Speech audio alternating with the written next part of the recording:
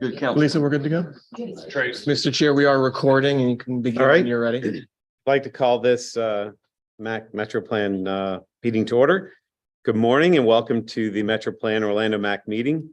And my name is John Dowlis. I'll be chairing the meeting today. We also have a team of folks working to ensure this meeting runs smoothly for us in the room and those listening in online. As we continue to meet in person, all committee members are required to be present here in Metro Plan Orlando boardroom, while staff will continue to stream our meetings online for public access. Now it's time for a pledge of allegiance, and now we have Mayor Blackwell, who we're going to introduce in a moment, if he will lead us in the pledge.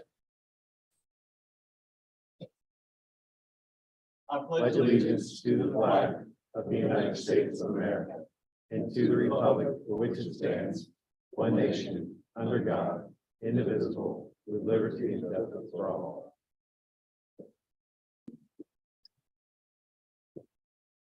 All right, well, with that, I'd like to recognize that we are joined this morning by St. Cloud Mayor Nathan Blackwell, whom I served with before. Welcome back. If you'd just like to take a moment and introduce yourself to the group, that'd be great. Well, I'm the mayor of St. Cloud. I'm in my second term. I have 2 years left on my term and then I'll be termed out, but and ready to retire, I think. So, but it's good to be back on the MAC again. Good deal. Thanks, Mayor. This morning, we'll keep microphones muted unless you've been recognized to speak. I do ask that all committee members activate your microphones before speaking and turning them back off when you're complete. By the way, also mute your or set your cell phones on silent. As a reminder, the microphone is turned on and off by pressing the blue button, one with the little face icon located on the screen in front of you. There are 2 public comment points in the meeting. Members of the public participating virtually who want to speak will use the raise hands feature on the Zoom screen. If attending by phone, you can hit *9 to request to be recognized. We also accepted comments by email and phone messages before the meeting. The guidelines for the public comment are posted at metroplan.org/virtual meetings. We want this and all future meetings to be accessible to all. Participants may join by computer, tablet, or phone. If you need accommodations to participate in the future, please contact Metro Plan Orlando. And with that, we will go to the agenda review. Mr. Trotter.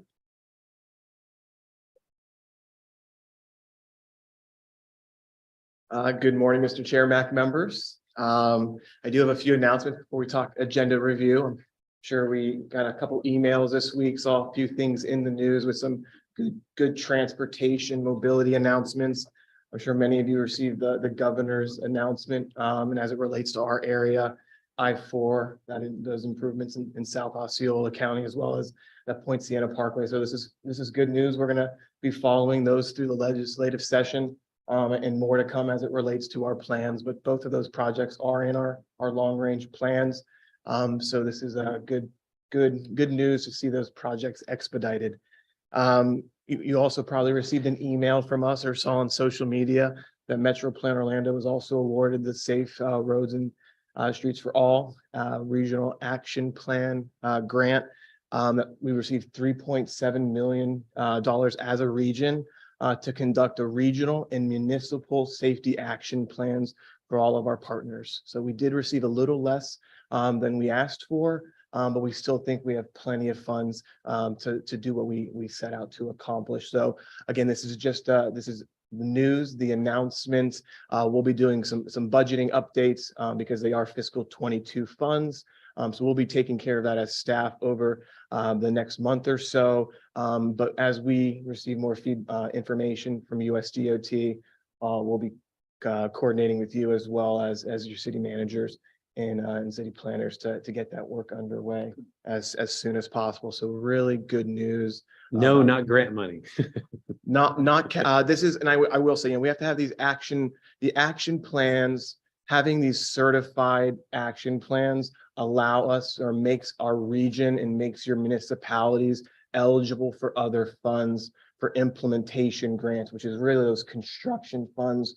But you have to have these action plans to identify the issues, to go on the record of need and to identify those projects. And then we can go ahead, make ourselves eligible, and then ask for for the money to solve the problems. But at first, they want us to document them per their template. So we'll go ahead and do that. So great news. Going on some other good news. Sarah, who's not with us today, kind of your future MAC liaison, did have her baby. James Alexander was born on January 28th. So her and James are back resting at home. So that's some really good news that we learned over the weekend. So Sarah's going to be on maternity leave for the next few months. So you're with me until she's back. But other than that, and since I see him in the room, I do have one other announcement. I can't let it go, especially since we have the mayor here as well. But every year, Smart Growth America, they normally kind of give us our region bad news, but every year they do recognize outstanding community leaders who have played an important role in making streets safer, more accessible, more equitable. And I've had the opportunity to work with this person for about 10 years now. Kelly Brock, who's with the city of Castleberry. I'm sure Mayor Henson can say a lot of great things about him, but he was recognized this year as one of the 13 people for the National Complete Streets Changemaker Award. So that's really great news for Kelly. I'm sure he's tired of getting recognized, knowing how humble he is. But I do think these are the great opportunities to recognize people who are really trying to move the needle. So. I love embarrassing. I'm very proud of him. They are very proud of him, and I embarrass him every meeting, every chance I get. So We have a couple more rounds where you'll hear from us, but again, Kelly's an outstanding contributor to our partnership. We do have a couple changes to the printed agenda. As it relates to liaison representation today, we do not have representatives from FDOT nor the Turnpike Enterprise. So we'll do our best to field any of those questions, but we'll defer those to the proper agencies as needed. As it relates to today's presentations, staff has gone ahead and pulled the Sunshine Law refresher. We know by law, you as elected officials have to maintain those trainings. So you've heard it many a times, whether it's through the league or through whatever other training your municipality requires you. The only thing Virginia told me to relay is all of those laws do apply here at the MPO, as we're dealing with, millions and sometimes billions of dollars of federal and state transportation funds. So Sunshine Law does apply here at the MPO. Nothing in the shade goes down. So other than that, a little bit of a casting change on the Tismo master plan. Eric Hill's out sick today, unfortunately, but we do have Jim Wood from Kimley Horn, our consultant project manager, will be filling in Eric's stead. Other than that, before I turn things over, Mr. Chair, we do have one announcement from our communications team. Marianne Horn has something to announce. Thank you, Alex, Mr. Chair, MAC members. I'm delighted to be here with you today. And I apologize, I did not have you set up at your places as well as I should have, but we do want to make sure that you all get one way or another a copy of this colorful little book. And this is our new annual report, a report to the community. We're very excited about it. It's small, but it's very mighty. We timed it, and you can read this thing in under 5 minutes. And we think it's a great way to get out the word about MetroPlan Orlando and what we do here. And so that's where I'd like to ask for your help. We would like you to help us get out the word. Now, I think you've got also, along with your books, you've got a little flyer that says Committee Challenge. And this is something that we're introducing at each of our committees. We're asking you to help us share our annual report. And we have this fully online and it's interactive. There is, in fact, a QR code on your little flyer. And if you have your phone out there, you can take your phone out, and use your camera. You can just look right at the QR code and you bring up, it looks great on the phone. you can get the whole annual report. And so you can share that with folks. We are doing a lot of social media on this, on Twitter, Facebook, and LinkedIn. And we're asking committees to join us by resharing those posts on those platforms, if you will, or creating your own, sharing through your personal accounts or on your municipality's accounts. Anyway, we're keeping score. That's the bottom line. We have a media monitoring system that helps us keep score on those platforms. If you share on another platform that we don't have, like Instagram, we'll allow you to self-report. But bottom line, come February the 15th, we're going to add up who all's been helping us share on our Metro Plan Orlando advisory committees. And you are a small committee, but we're doing this as average share per committee member. So you will not be disadvantaged. And you'll get a surprise. And you'll like it. We promise. And anyway, it's just a fun way to have you help us share that. And I am around if you have any questions. I also noticed that in my haste and disorganization, I did not get you our new lime green Post-its, which are like sort of the icon of this report. And I'm going to bring those around to you. And you can also write yourself a note. Don't forget to share. And in fact, I was going to say that while we're all here, we could start this off because I can take a selfie of us, here at the MAC meeting. You can all hold up your reports if you would. You can hold those up for me. That's it. Yeah, nice and hot. Excellent, Mayor Slater. Thank you. And yeah, we got that. That's a great picture. And I'll share and I'll tag your cities and that'll kick off this challenge, right? And so good luck to you. And let me give you your Post-its. Thank you. Marianne. And Mr. Chair, while Marianne's passing those around, I did have one other minor change to the agenda, and it does relate to an action item, and it's the election of the vice chair. And I think it's important to note, and this is my error, that to elect a vice chair, we also do need to promote and elect the chair for that extension.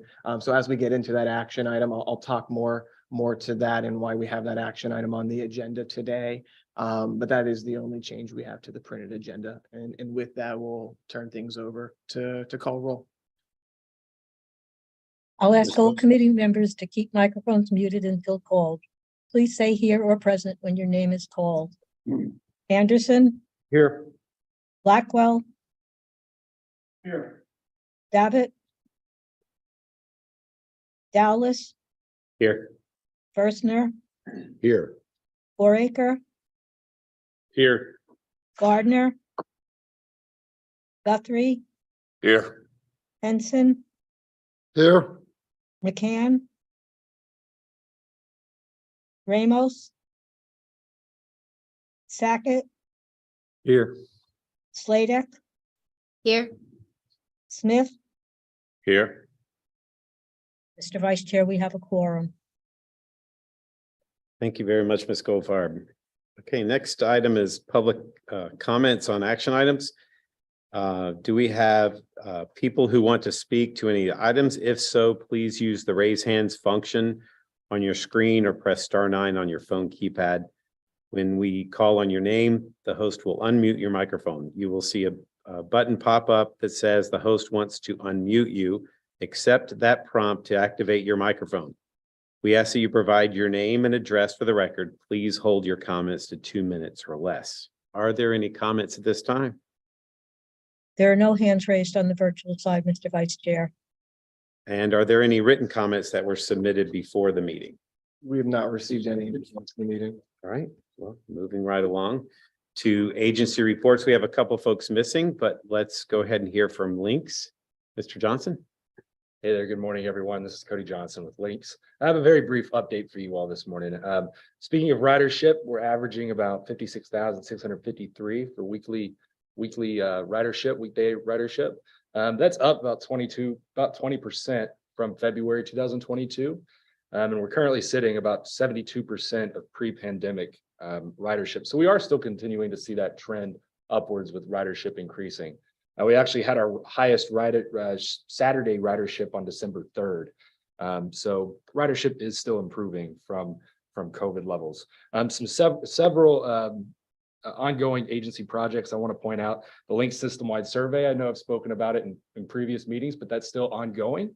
And that will be, and we're hoping to wrap that up sometime before the summer. We currently have about 26% of our surveys that we want collected. And that will help us, really figure out how folks are using our system. We actually have a team of about 80 surveyors on our buses speaking with our passengers, asking them where they're coming from, where they're going to, how many transfers are you making, and asking for some demographic information as well. So that'll give us some good insights in how people are using the system.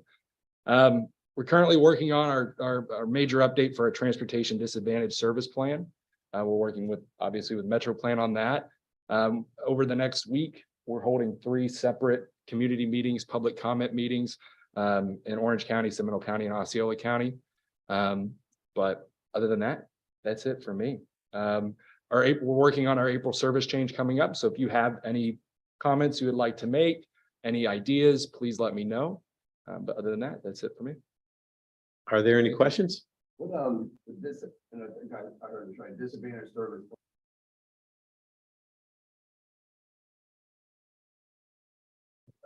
Did that service. Yeah, so it's a plan that kind of holds the agency accountable for making sure that we're serving our transportation disadvantaged populations. So, folks like with mobility issues, elderly folks, people in the system that we need to be held accountable to serve equally.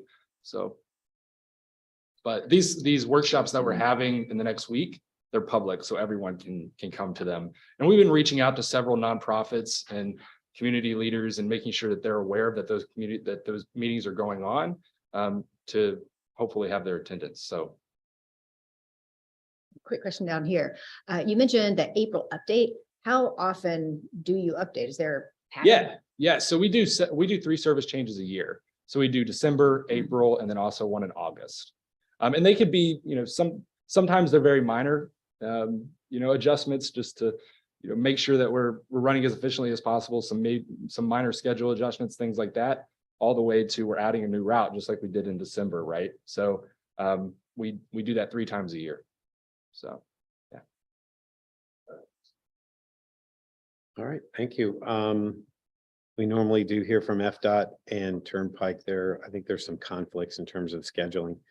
We'll move to action items. We have 4 action items today. The first is the approval of the December 8th meeting minutes. Have you had a chance to review? Are there any changes? Motion to approve. Second. We have a first by Mayor Henson and second by Mayor Sladek. All in favor, say aye. Aye. Any opposed? Hearing none, please show those adopted. Let's see. FDOT amendment for 22-23. It's tab 2, and I believe we're going to hear from Mr. Santorio.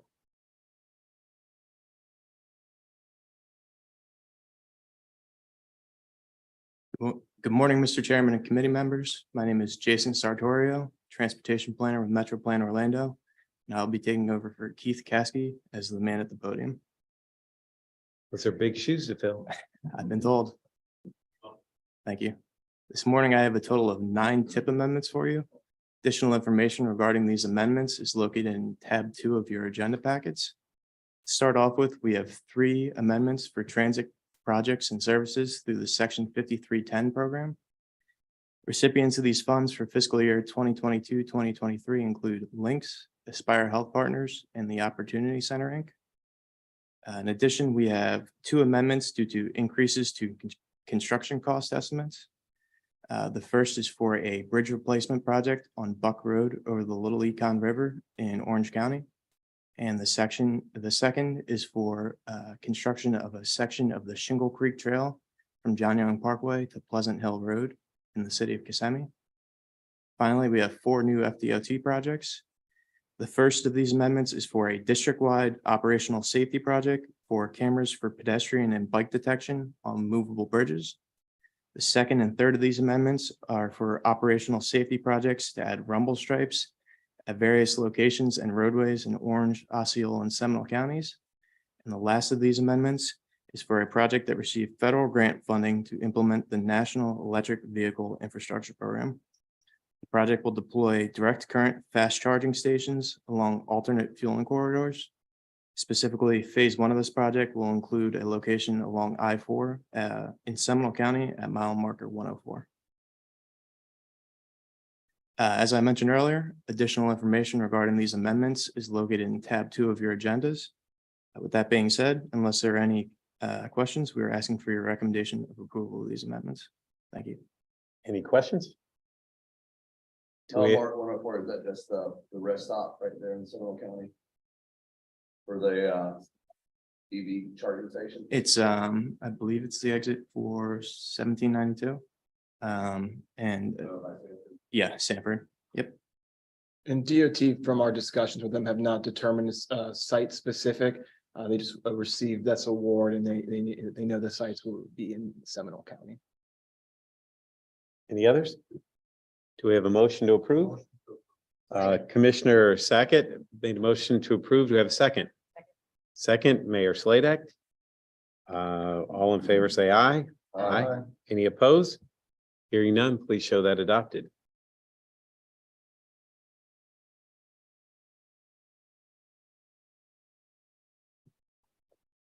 Okay, we have Mr. Trogger. All right, I'm gonna take this one from the podium. So today, and as we have for really the past 4 or 5 years, every January, February, we come to our committees and to our board to take on and support our federal transportation performance measures. So I'll give a little background before we do request your action today. But federal performance measure where it really came into law with more teeth was MAP 21. So about 6-7 years ago, that was rolled into the FAST Act, the last federal transportation authorization bill, and has actually been continued into the bipartisan infrastructure law. So the current law in place does continue performance-based planning. I don't see it going anywhere in the near future. So target setting, performance planning, evidence-based planning is still going to be a focus of the metropolitan planning process. So still front and center to our work here at the Metro Plan.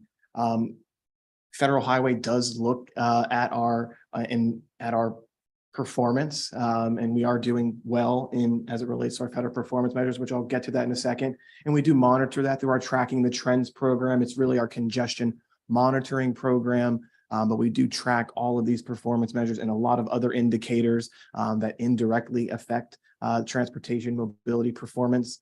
But I think what's important to note is our board and our committees have supported the statewide targets since 2018, because we do have two options. We can support DOT in our other operating partners in their targets, which is based on their thorough analysis, or as an MPO, we are able to go on and set our own targets, but that creates a whole nother can of challenges and analyses. So since 2018, and most MPOs in the state of Florida have supported DOT in their target setting.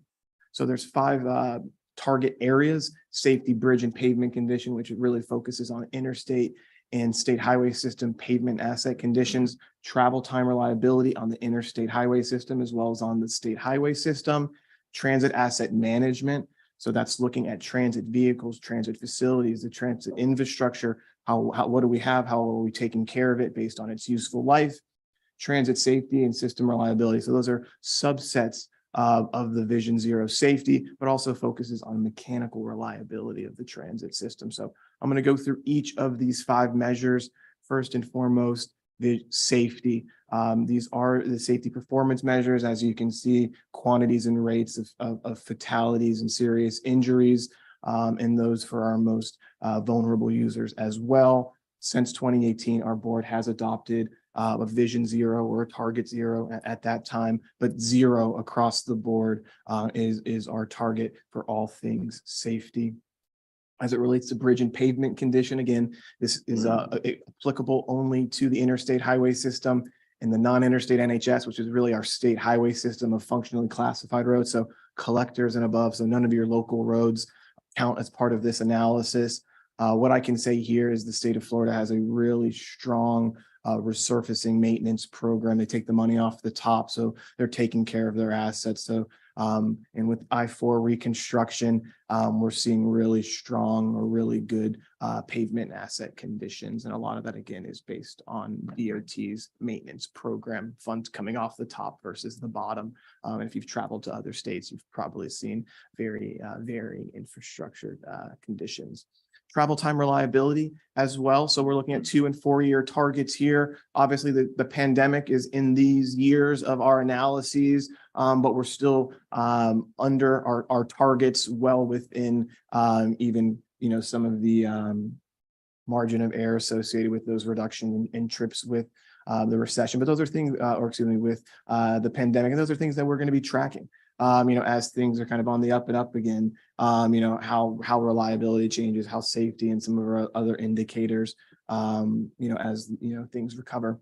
So again, all of these targets we're doing really well on. As it relates to transit asset management, we're looking here at Sunrail, and then we'll look at Links here in a moment. Sunrail, relatively new system, new coaches, new vehicles. So based on their useful life, they have a lot of targets to keep those very young fleet, really young infrastructure. So those are Sunrail's asset management, and that's based on their adopted transit asset management plan that the partner agencies in the Sunrail board has taken action on recently. This is Links's performance targets, and they're actually going through the process right now of updating these as part of the transit asset management plan, and they're reporting to the National Transit Database. But these are our performance targets. These are based on, again, they do a very comprehensive analysis of useful life, fleet operations, how they're moving vehicles in between these categories and the modal categories. That's something Links has to do is look at the vehicles and the services those vehicles are providing, whether it's fixed route, limo, NeighborLink, the variations in services. They have to look at that level of detail of the rolling stock and other infrastructure, other assets that they have. Links also has to focus again on safety. And they do carry that vision zero as it relates to fatalities. But as part of their safety analysis, they recognize that operating a transit operation, their injuries, humans, they do occur. They do have to provide that bimodal category, and those rates, those targets are based on their analysis of those modal, the statistics based on each of those modal operations.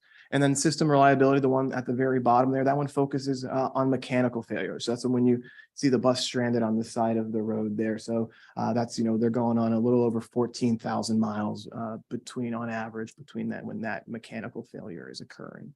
So with that, pretty good, right? For as large of a service area, size of Delaware in some cases, that we have to operate, that's pretty good, pretty lean operation. So with that, and as we have since 2018, we are requesting your support and approval of our current year and 4-year performance targets.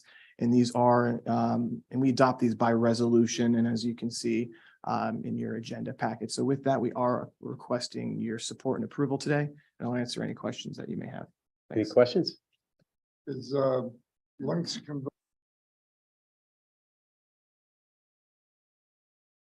working with diesel? I think they're going with electric. Yeah, it's, I can't speak upon numbers, but yeah, that's the agency's goal is to start converting. I mean, that we already have to CNG and electric. Any other questions? All right, do we have a motion to approve? Second. Mayor Blackwell first, and second, Mayor Sladek. All in favor, say aye. Aye. Any opposed? Hearing none, please show that adopted. Okay, moving right along. Now it's to election. It says a vice chair, but I think I'll turn it over to Alex for the chair. Correct. So as a little bit of background, I think it's important, why are we electing officers kind of mid-year per se, or in advance of bylaws? And the MAC does have bylaws which speak, as noted in the agenda, that every May the MAC convenes a bylaws and nominating committee. to slate a 2-year period. They do that in May, or you guys do that in May, and you take action in June. The MAC bylaws also call for a chair and a vice chair. In years way back, we had a third chair or third vice chair, but nonetheless, or second vice chair, nonetheless. But we also had in the event, in the bylaws, it speaks to in the event for meeting continuity, that if the chair and the vice chair are not available, that the past chair would convene over the MAC. So that's kind of our leadership or convening continuity based on attrition of MAC members based on varying circumstances. We don't have our past chair is Mayor, or would have been Mayor McDonald, Maitland Mayor McDonald. So that is vacant, which only comes by, a kind of ex officio ranking by Keith Trace. Commissioner Trace is no longer seeking office, and now we have the mayor on the MAC. Mayor Dallas became our vice chair, but is serving in that. So we actually today need to elect or promote Mayor Dallas into that, and as the bio, or however the MAC wants to take that on. But also, I think what's important to note is as we're electing a vice chair is in May, we still intend per the bylaws for the MAC to meet to review bylaws and to actually adopt or to establish a slate of officers for the next 2 years. So the actions taken today really only are effective through the June meeting or until the bylaws committee convenes. So with that, or are there any questions? I know that was kind of a lot to unpack, but based on current circumstances with our past chair no longer on the MAC and our past chair, we're absent a few leadership positions. Need to go ahead and make a motion for Dallas to. Yeah, so with that, I'll go ahead and accept nominations for the MAC chair, and based on Robert's Rules of Order, there does not need to be a second. Mayor Dallas. Yeah, that was gonna be my motion. Okay, is there a motion to close nominations? Motion. So moved. So moved. All right, can we vote on all in favor of closing nominations? Aye. All right, all those in favor, or is there any discussion? Those are the dangerous words. All those in favor, Mayor Dallas serving as MAC chair. Say aye. Aye. Any opposed? All right, that carries unanimously. Congratulations. Do you want to pick it up from here? Sure, thank you Perfect. very much. One thing I wanted to add too is that we try to obviously rotate counties, and for typically we had Osceola last time, and then we went orange. So I think for vice chair would be good if we had somebody from Seminole County. I'm gonna put it out there just because I know that Commissioner Smith doesn't know that I was going to say anything, but I think you've been serving for quite a few years. If I'm not mistaken, you've been here one of the longest, I think, along with me. But I'm going to open up to anyway, but I would like to nominate Commissioner Smith to serve as vice chair. Are there other nominations on the floor, or, I mean, it really is open. I know we have a few. I think Commissioner Henson, you've been on quite a while too. Couple years. I'll nominate Mayor Henson. Okay, well, we have 2 nominations. So what we'll do is are there any others? Now, my question on this one is, typically it's a yes or no, but I guess we're gonna do it by name. We'll show of hands. It's a great, how I've seen it done in the past is one at a time, Yeah. and then kind of yes and no, and then looking at the kind of yes quantities. But we can, Okay. given Are you the both open to formality of serving? this, we normally do this in slating, so I know it. Okay, you're open to serve, you're open to serve? I'm good either way. All right, well then why don't we take a vote then? Do we have a second for Commissioner? We don't need a second for that. That's right, nominate. So all in favor, I guess we're gonna have to do it by show of hands then. We're gonna have to call the roll to show a majority. Yeah, so all in favor of Commissioner Smith Please show of hands.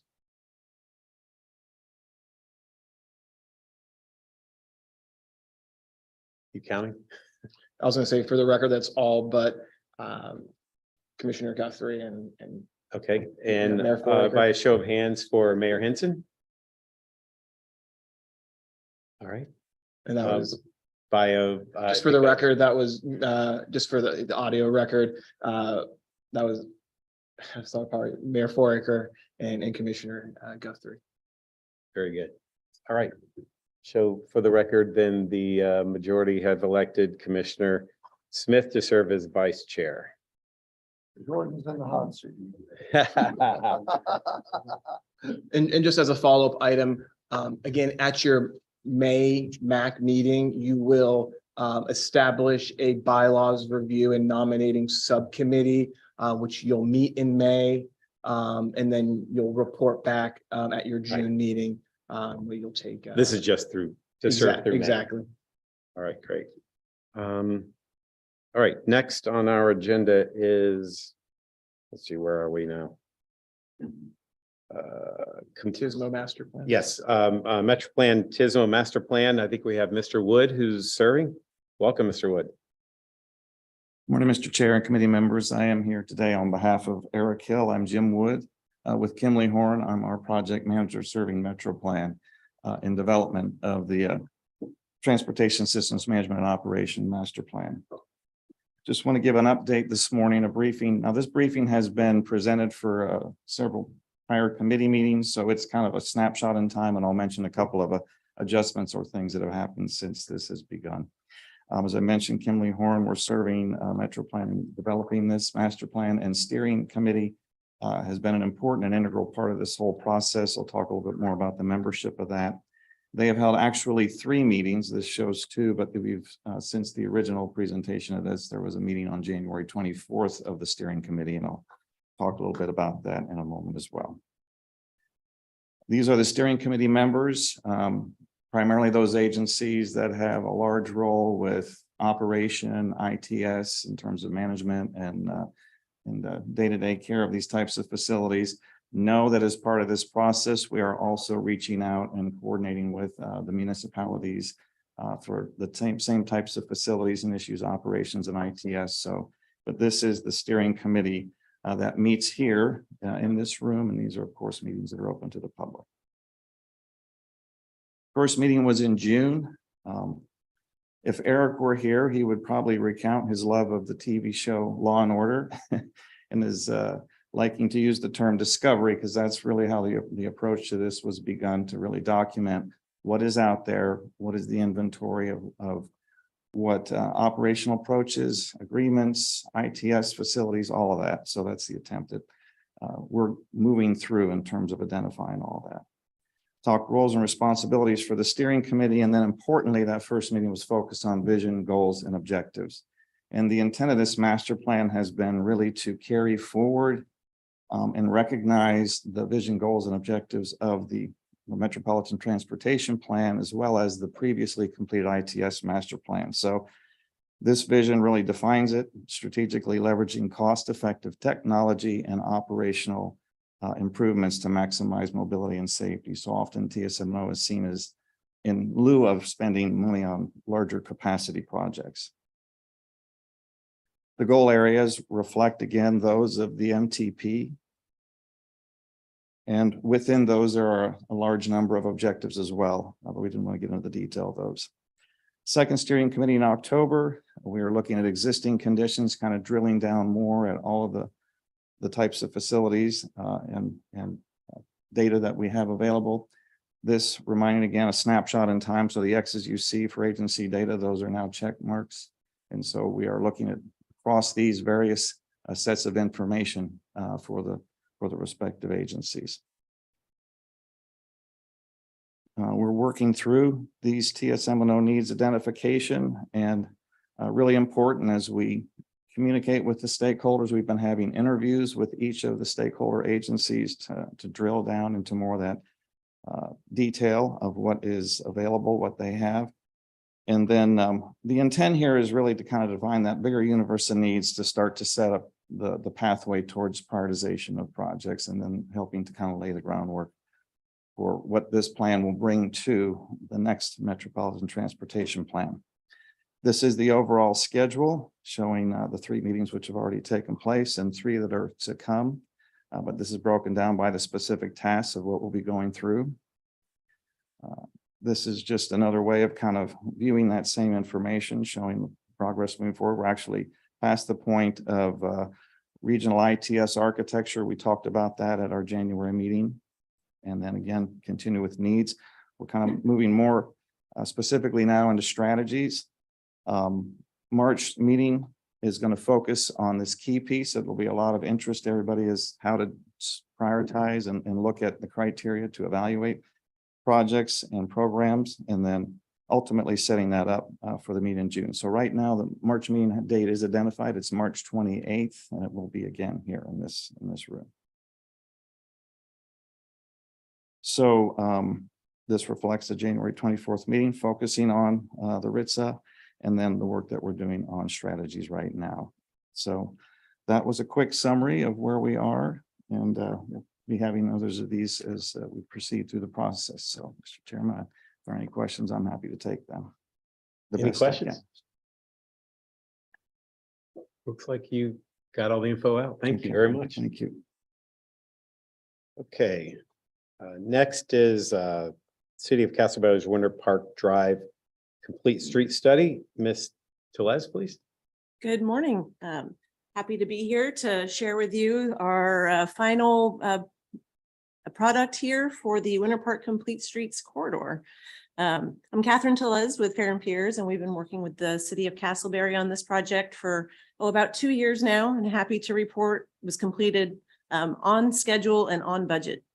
I love this slide here. This was one of the goals of the City of Castleberry that really helped us frame every single project advisory committee meeting we had, stakeholder committee meeting, really just to remind us the core purpose and need of the project, what the city wanted to achieve, to become the most walkable, rollable, bikeable community in Central Florida.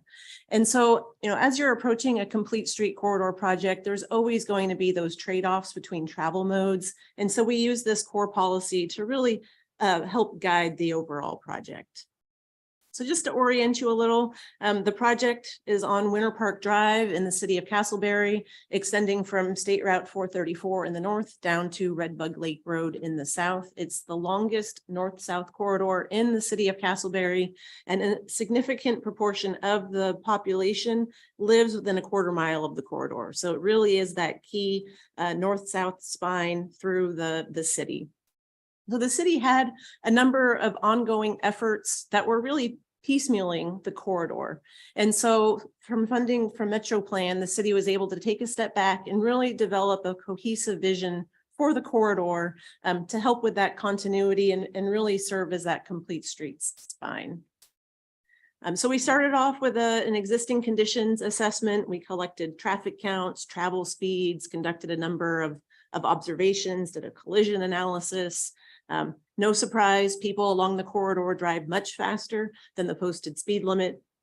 There isn't a lot of continuous infrastructure for people walking and biking, a number of sidewalk gaps. There's some portions of the roadway with bike lanes, others where if you're on a bike, you either have to go on the sidewalk or share the lane with high-speed travel. We also, through that assessment, identified a number of opportunities along the corridor. So really looking at opportunities to improve roadway operations for all travel modes. So where could we make things work better for everybody, but with a focus on people walking and biking? Where did we have some opportunities to improve the infrastructure, make things better? And then where do we have opportunities to change the behavior of people driving? Because people are driving along the roadway much faster than intended based on the roadway context. But there's also a number of constraints along the corridor. There's utilities, there's varying rights of way. On some portions of the corridor, we have about 110 feet. That's a lot of room to work with. And then other portions of the corridor, we have about 54 feet. So it's pretty tight. So trying to make sure that we can come up with a cohesive plan that ties all of these different sections of the corridor together and really thinks through some of the environmental constraints, drainage, and again, utilities. We also wanted to know what the public thought. We started this project during COVID, so a lot of our outreach was online, and we were actually able to reach a fair number of people, and we got a lot of really great feedback. Generally, people wanted improved facilities for walking and biking, and then a transportation system that really promoted slower speeds. People understand that law enforcement can't be out there at all times of day to slow people down. So incorporating traffic calming elements along the roadway. We also did a walk audit. We went out there an afternoon in April. Started off as a lovely day. As we progressed through the afternoon, we all got really hot and realized we need a lot more shade on this roadway. So how can we create some opportunities for additional landscaping along the corridor? We also noticed, where we have sidewalk gaps and had to make some choices about where we might walk safely along the corridor. We also crossed at a number of locations where even with an armed and uniformed police officer, the people driving were still not yielding to us. So really trying to create a roadway where people driving can actually see us as pedestrians and yield to us in the crosswalk. We also went out at night to see what it was like walking along the corridor in the nighttime. And as part of this, we drove along the corridor at night as well. So everything looked great from the perspective of a vehicle driver. But then as we got out of our respective vehicles, crossing the street, moving around, we realized that the street lighting and some of that infrastructure was not really set up to promote people walking in the evening. I love walking my dog at night. A lot of other people do as well, I'm sure. So trying to work, how can we make those improvements so that people can walk at all times of day? And then we also went out on our bicycles. We wanted to see what things were like from the perspective of bicyclists. A member of the community also joined us, and it was great to hear his feedback about the corridor as well. So really looking at the corridor through the perspective of all the different roadway users. We even did an ADA assessment, trying to identify where along the corridor we have existing deficiencies that could be incorporated and addressed as part of the plan. So once we really understood the full scope of what's already out there, we developed a purpose and need statement. We came up with some evaluation metrics, some design guidelines for the project, and then thought through how we're going to develop alternatives. With the alternatives, really based on all the feedback, we came up with 3 primary alternatives. Putting a side path in on the west side of the roadway. So that would be generally a 12-foot path outside of the vehicular travelway where people can walk and bike. So path west side was one alternative. Path on the east side of the street was a second alternative. And then what about if we could put a 12-foot path along the roadway on one side of the street or the other, and then also putting in buffered bike lanes. So those were the 3 main alternatives that were developed based on feedback from our project advisory committee, the public, elected officials. So for each of those alternatives, we came up with a concept design. And we really wanted to see which one of these would minimize the need for right-of-way, would minimize environmental effects, which one would have the least amount of drainage and wetlands issues that we'd have to deal with, and then which one really scored highest on that overall evaluation criteria.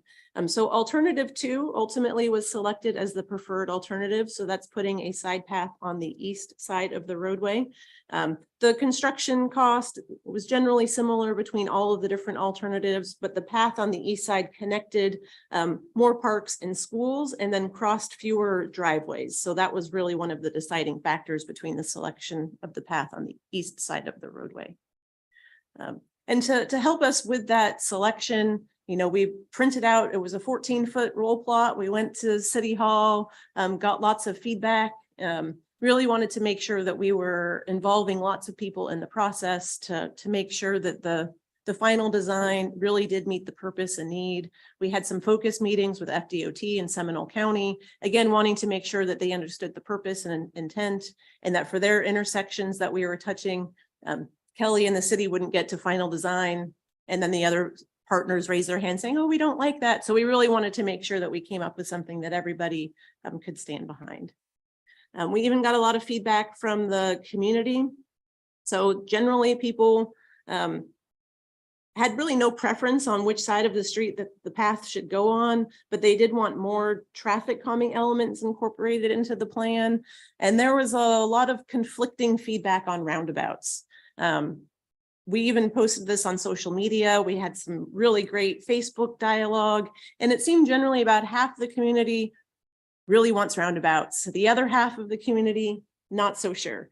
So it just shows that there's a need for some additional roundabout education as that part of the plan proceeds. And here's just a few highlights of some sections along the corridor. So really looking at putting roundabouts in a few locations, serving to slow down the speeds of people driving along the corridor. Again, here up at Quintuplet, this is an intersection where currently it's about 94 feet to cross the roadway because there's a lot of turn lanes that based on the actual traffic volumes and conditions on the roadway are not needed. So those can be eliminated, and then that reduces the pedestrian crossing distance to about 20 feet. So that's a pretty significant reduction. And then on other portions of the corridor, we've incorporated some speed cushions, really again to slow down people driving, really making them aware that the target speed for this roadway is 25 miles an hour, but we don't want to affect emergency vehicle travel along the corridor. And then we came up with a few 3D renderings just so we could visually show what it might look like when it's completed. And all of this is summarized in a report that will be posted up on the city's website shortly. And so it's broken out into 5 key chapters. Really, the most important is the concept plan chapter. So we walk through each portion of the corridor and really talk through the design intent as the project goes towards final design. Conflicts and other things might emerge, but having those future designers understand the design intent so that way the city can get the plan that they had envisioned constructed. And then most importantly, the implementation plan. So we broke the corridor into a number of segments that have independent utility. For the 4-mile corridor, can't possibly build it all at once. So really, how can you start thinking about different phases of the corridor that can be constructed, and then identifying funding. So funding has been identified for most of the corridor. Parts of it will actually be under design this year. And when we presented this to the City Commission, one of their main pieces of feedback is, can't you get it done sooner? So the city is very excited to have this project start design and start to be constructed in a few years. And with that, happy to answer any questions. One of the things. Yeah, excuse me. Not only is this used by most of our citizens, but this is a major cut through to avoid the intersection of 1792 and 436. A lot of folks use this road, and the traffic counts show you 11,000 in that one particular corridor between Redbug and Seminole. So there is a lot of traffic here. There are 2 schools that are supported within this area. And like I said, we're extremely proud of Dr. Brock and the efforts that he's put in to making our city safer. And this is a huge traffic corridor. So I'll shut up for now. Any other? Yeah, I have, thank you.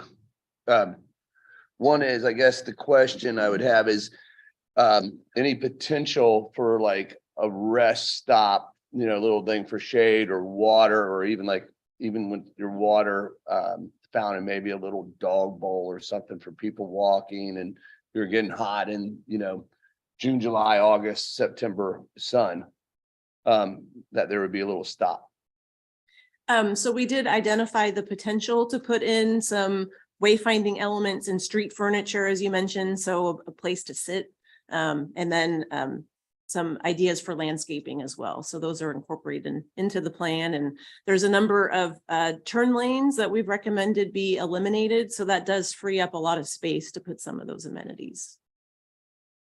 And how about at those spots, are you still saying that there's a chance for somebody to put a fountain there to have water accessibility? I mean, that all really depends on funding and the final design, but nothing in the design would preclude that from happening. Okay, and we were talking about as the thought of the all the modernization of these signs with sensory and flashing and everything. Is that something you're looking to incorporate? Yes, so we have at most of the crossings incorporated the rectangular rapid flashing beacon.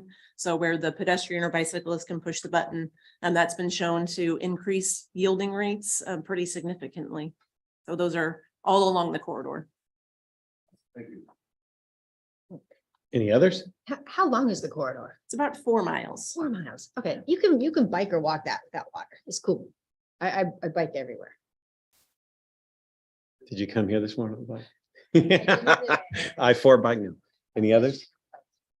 I want to say one thing. I'm grateful for that Metro Plan does these complete streets for various reasons. One, I don't think any of us could afford to conduct these studies if we even though we'd like to. These are not cheap and they're extremely beneficial. I think I like seeing the different things and the trends so that, possibly we can do it in our own community. So I just wanted to say thanks for that. Now, of course, Mayor Henson is the patience, because you have the vision, everybody gets excited about it, and then it's patient before it starts happening. But I just want to say thanks for Metro Plan for doing these, because these are great. Well, now all we have to do is follow through. Yeah, it's tough. Yeah. But quite honestly, the need is immense. This corridor has been overlooked for quite some time, and the need is immense, and we know that. And we're working towards the goal, and obviously we're very confident that this is a solid plan. Yeah, I did too. Thank you so much. Okay, the next is the Oviedo Mobility Plan. Ms. Fennessy, welcome. Thank you, committee members and Mr. Chair. I'm running from here.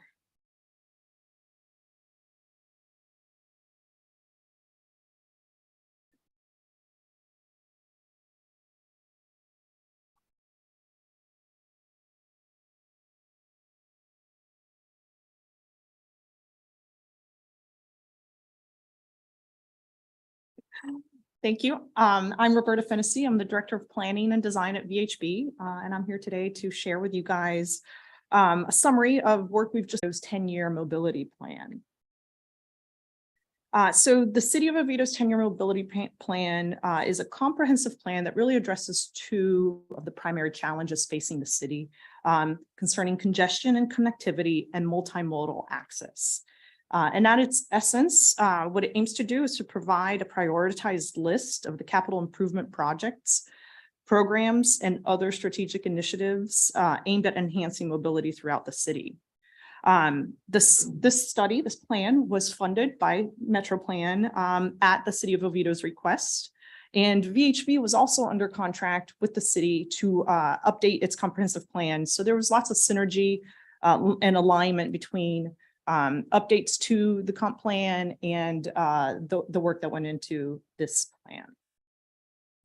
The plan kicked off in spring of 2021, and we just concluded it at the end of 2022. It was adopted at the December public hearing at City Council.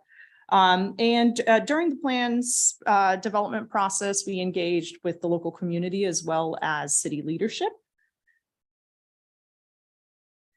And the plan consisted of reviewing a long list of local and regional plans and projects to understand everything that was programmed, funded, and unfunded in the pipeline for the city. From that, we evaluated this list. We developed a methodology, a scoring rubric that included scored each of these plans, programs, and initiatives or projects against another set of criteria, including multimodal improvements, operational improvements, project cost, economic development, impact of land acquisition, environmental impact, synergy with other projects, and community health and equity. In addition to this criteria, we also kept in mind that this was meant to be a 10-year plan, so not necessarily a long-range plan. So this list also considered projects that were attainable within this 10-year horizon rather than a 20, 30, 50 year.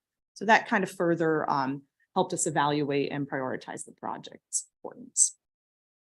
So fast forward to all of our rating and ranking and scoring, and I know the slide is a little tight, so I'll quickly walk you through the projects that made the cut on our 10-year plan. There was a good mix of project types that met the criteria, starting with a couple of roadway extensions from Oviedo Boulevard to Alexandria Boulevard to establish a new connection between Oviedo and the Park and City Hall. On the other end, we have a few road extensions. We also had a road diet on Alafaya Woods to enhance multimodal connectivity and facilities by adding bike lanes in the residential areas. It included a feasibility study for an autonomous vehicle circulator, and there's a detailed report on that included in one of the appendices in the plan. It looked at the implementation of 2 mobility hubs, one at Oviedo on the Park and one at the Oviedo Mall. Another roadway extension at Slavia Road and Duda Road. The one at Duda Road supports the redevelopment of ag land to residential rezoning. So again, supporting some of the updates to the comp plan that we were involved with. And then more connectivity at Harrison Street to Franklin Street to disconnected areas, improving that connectivity, and intersection improvements, both along Mitchell Hammock roadway to improve overall traffic efficiency.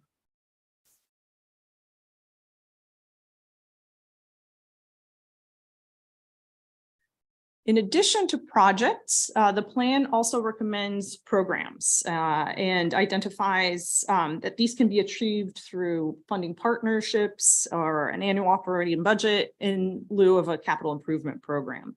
So these included bicycle master plan update, adoption of a Safe Routes to School, which is a national program, Vision Zero action plan, as well as recommended links enhancements, both Links Express and transit services. And Oviedo has a great interest in studying these alongside with Seminole County, and partnerships at these mobility hubs. So programs such as Rethink Your Commute and van pools that can increase that connectivity and that the services provided at these hubs. So how can this plan be funded? So the city is working on a long-range transportation plan that's looking at a mobility fee as a funding mechanism. So VHB is not a part of that study, and that study is still ongoing, so I don't have any numbers to report at this time, but the city should have those fairly soon to share. But it is a viable option that the city is considering and working through at this time. What we did do as part of this plan is run the numbers on the estimated costs for the prioritized projects and the recommended programs, and that's included in the plan, and you all have access to review that. The city did ask us not to put the prioritized project list into a timetable or a sequential tenure list so that they have the flexibility to stagger start times and make decisions on which projects to greenlight first as time goes by. So again, that was just a brief snapshot of the City of Oviedo's mobility plan. Lots more detail in the detailed report and master plan document, and I am happy to field any questions at this time. Any questions? Commissioner Smith. Can you explain more about what's going on with the road diets? I think it's on Alafaya Woods Boulevard. What that entails? Yep. So I mean, I apologize, I don't have a cross section, but similar to what we saw at Winter Park Road, the goal of the road diet is to reduce not the right of way, but the roadway dimensions to be able to add bicycle lanes. And We didn't get through to concept plans at this stage, but just identify that that was an area that the community had a desire for increased bicycle lanes and sidewalks and better bike ped infrastructure along that road. And we felt that the right of way was generous enough to be able to accommodate that. If I could add just a little bit of clarity, it's two ways, both ways with no median. And the idea is one lane each way with a median and bike lanes as well. So reduction of a travel lane to accommodate the bike ped infrastructure in the median. Any others? Thank you so much. All right, thank you. All right. Winding down a couple things, general information. There are several items under your information tab 4 of your agenda packets to take a look at. And then let's see, our next MAC meeting will be March 2nd. The next Metro Plan Governing Board meeting will be next Wednesday, February 8th. I have under member comments, I have a couple things I want to say, but are there any others here who want to say something? Mayor Henson? I look at the bicycle accidents and so forth, and I think a lot of them go unreported. A lot of them, I think it's an issue, and we look at it really serious because that's a big portion of our population use bicycles. So it's, whatever the numbers show, I'm sure that the accident reports are not as accurate as we'd like to see them. And if I could add to that. Is it on top of it? Go No, ahead. no, it's not it. Okay, Mayor Anderson, and then we'll come to you, Mayor Sladak. I just wanted to let y'all know that the FDOT is working diligently with us, and I guess it's called a collaboration on Fix 426. There are resident signs out there with this Fix 46 brand, which is really our Aloma to Fairbanks, what we affectionately call Brewer's Curve, which is also a Formula One racetrack that kind of goes out of Winter Park up to Aloma. So we're trying to fix it from being a Formula One racetrack in the future. But that is ongoing, and hopefully within the next few months, we'll be able to have some consensus around what to do. So great. Mayor Sladak? Just want to thank Metro Plan for helping make this mobility plan happen. It started out as just a casual inquiry about, hey, how do we work on this one safe school route? And it grew to that. And since then, it has touched our comp plan. We have a mobility fee that's about to be adopted in the next few months. And it has triggered conversations between the city and the county to harmonize all of the edges with our transportation. So if any of y'all have any stuff like that and you're hesitant about reaching out to Metro Plan for like help, please don't be, because it can spiral into something really, really, really helpful. So grateful for that. Thank you. Great. Mayor Foraker? I just wanted to thank Mayor Dallas for his leadership and always running such a great meeting, and thanks for all you do. Thank you. Any others? I have a couple things I just wanted to, and then we'll get going. One, I will tell you, and thank you for that. As chairman, that's one of my goals, is to make sure we keep the meetings moving. And we're only at 1 hour and 10 right now, which is pretty good with all the presentations, and also increase our participation, which, by the way, one of the things I've tried to do, and if you have any connections with some of the smaller cities who don't have somebody attending regularly, you know how it is. 90% of everything presented doesn't affect you, but you better be in the room when that 10% comes up. So you kind of, to help us recruit and encourage. And there's something I want to say. We have excused absences, and I forgot, wanted to make a motion to excuse Mayor Angie Gardner from Eatonville. She is trying to find an alternative. She has a conflict with work. And then I want to say a comment about that, but I move excuse absence for Mayor Gardner. Is there a second? I'll second that because I've had that conversation with her, and yeah, she's trying to, and they don't find a place. So I'll second that. All in favor, say aye. Aye. Any opposed? Hearing none. Are there any others? On that note, as you know, we have a excuse absence that we added to the bylaws last time. It's not for a particular reason. the whole purpose of it is, so just make sure you communicate either with another member or with staff to let them know you're out of town. The whole purpose is not to make sure you have a valid reason, but the fact that you're just still plugged in and that this is an important part of your duties and your jobs. That's all it's for. And we just want to know you're communicating with us. Alex? And on that note, it kind of goes to my normal RSVP discussion. You know, I know Kathy and Lisa send out a lot of emails noticing the meeting, asking, excuse me, to know whether you're going to be attending or not. And that's really important for us. So if you could, as you know, as we're looking for excused absences, if you could definitely communicate that to Lisa, Kathy, and myself, just to keep things clean in the sunshine aspect of that. So if you're not going to be able to attend for whatever reason, with whatever amount of a notice you can provide us, that's appreciated.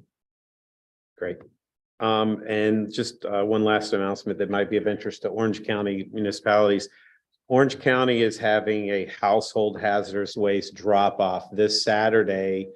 And I know it's a big deal in our cities and this isn't Metropolitan related, but for hazardous household items as well as electronics, it's going to be at Freedom High School this Saturday. And then there's one in Ocoee in March. So if you go to the Orange County, and I'd encourage you to put the announcement out to your cities.